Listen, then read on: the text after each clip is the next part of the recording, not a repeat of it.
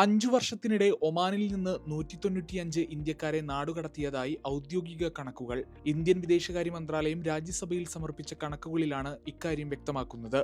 ഗൾഫിലുടനീളം recruitment വ്യാപനം വർദ്ധിച്ചതോടെ കുടിയേറ്റ തൊഴിലാളികളുടെ പരിശോധനയും അധികൃതർ കർശനമാക്കി. വിസ കാലാവധി കഴിഞ്ഞ് താമസിക്കൽ, വിസ ലംഘനങ്ങൾ, വർക്ക് പെർമിറ്റ് പ്രശ്നങ്ങൾ എന്നിവ തൊഴിലാളികളുടെ നാടുകടത്തലിനും കാരണമായെന്നാണ് വിലയിരുത്തൽ. 2025 ആഗോളതലത്തിൽ 81 രാജ്യങ്ങളിലായി 24,600-ലധികം ഇന്ത്യക്കാരെ നാടുകടത്തിയതായി കണക്കുകൾ സൂചിപ്പിക്കുന്നു.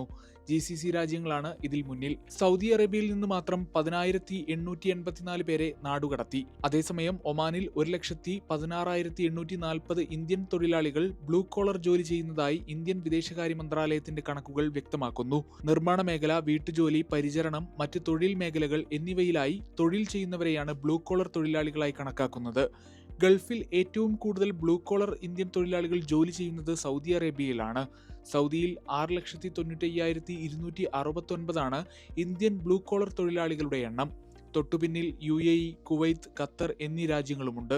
ഇന്ത്യൻ വിദേശകാര്യ മന്ത്രാലയത്തിന്റെ കണക്കുകൾ പ്രകാരം 2020 ജനുവരി മുതൽ 2025 ജൂൺ വരെയുള്ള കാലയളവിൽ 14 രാജ്യങ്ങളിലായി ഏകദേശം 1.6 ദശലക്ഷം ഇന്ത്യൻ ബ്ലൂ കോളർ തൊഴിലാളികൾ ജോലി ചെയ്യുന്നുണ്ട്. ഗൾഫ് രാജ്യങ്ങളിലാണ് ഇതിൽ കൂടുതൽ പേരും. ഗൾഫ് മാധ്യമം, മസ്കത്ത്.